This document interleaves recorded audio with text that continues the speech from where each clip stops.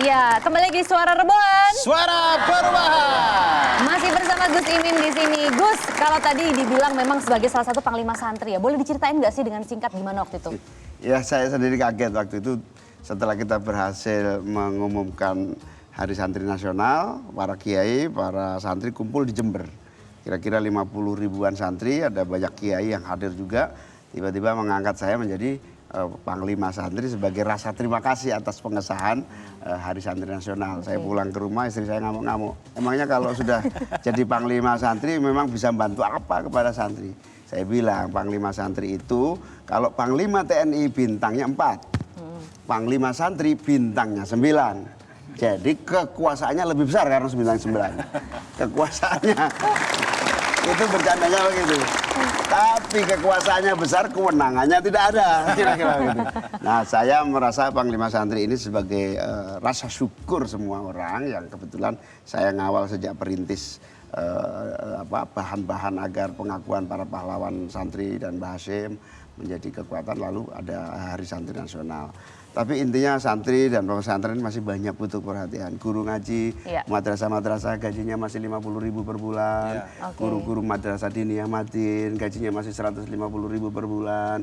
Yang saya kira ini adalah penegak kesatuan bangsa tapi belum mendapatkan perhatian pemerintah. Nah, Panglima Santri tugasnya di situ. Nanti ya kalau udah dapat kewenangan ya Gus ya. 2024. Oke. Dan mungkin adik-adik yang di sini juga ada yang ingin tanya langsung kepada Panglima Santrinya, saya persilakan. Mungkin ada yang ingin bertanya atau kasih komentar. Oh, ada ini. Silakan.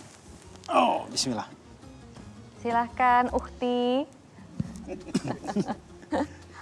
Assalamualaikum warahmatullahi wabarakatuh. Waalaikumsalam warahmatullahi wabarakatuh. Perkenalkan, nama saya Minatin Rofiah dari Pati, berasal dari Madrasatul Quran Al-Iskandariah Ciganjur.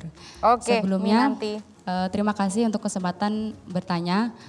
Di sini saya akan bertanya mengenai masih banyak pesantren yang kekurangan sarana dan juga prasarana seperti air bersih dan juga perawatan sehari-hari. Maka dari itu, apakah sebaiknya ada bantuan operasional terutama yang kecil di desa-desa dan juga pelosok-pelosok. Terima kasih. Wassalamualaikum warahmatullahi wabarakatuh. Waalaikumsalam warahmatullahi wabarakatuh. Kebutuhan dasar air bersih juga masih susah ya ternyata Gus ya. Itu apa sih Gus yang menyebabkan seperti itu? Ya, saya bilang santri itu mandiri karena memang dengan keterbatasan yang ada. Bahkan gratis kan rata-rata pesantren itu.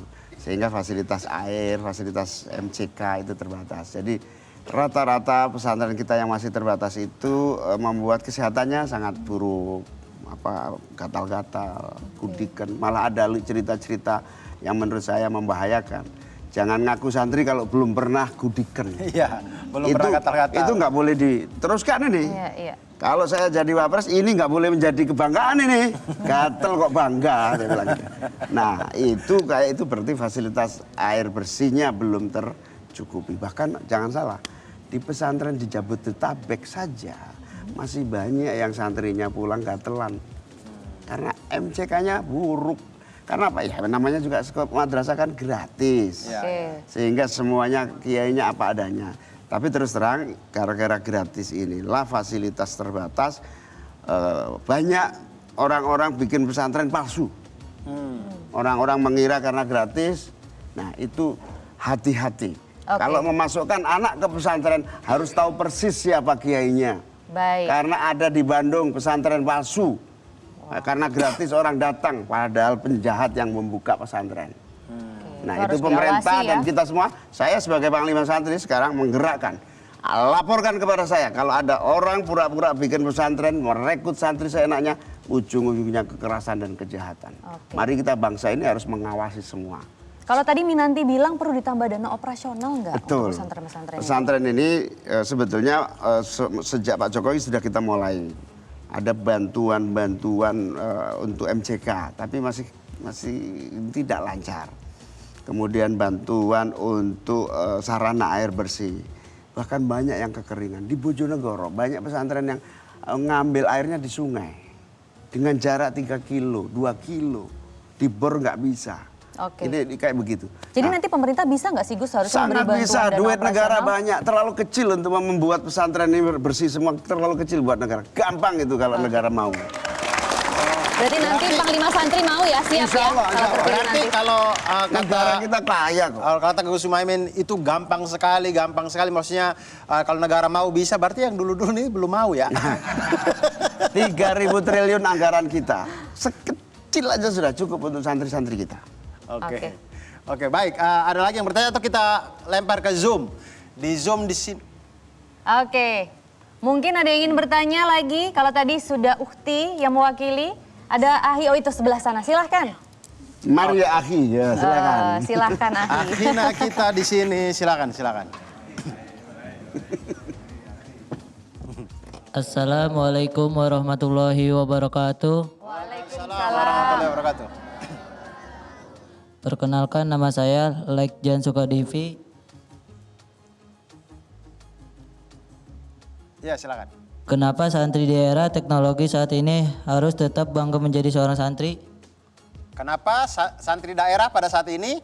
Kenapa santri di era teknologi saat ini harus tetap bangga menjadi seorang santri? Oh, kenapa santri di era teknologi seperti ini harus tetap bangga menjadi santri, Gus? Oh, jelas. Santri itu pewaris sejarah. Kiai ulama lah yang memerdekakan bangsa ini. Kiai ulama lah yang membentuk namanya NKRI dengan Pancasila dan Undang-Undang Dasar 45. Gimana nggak bangga? Satu.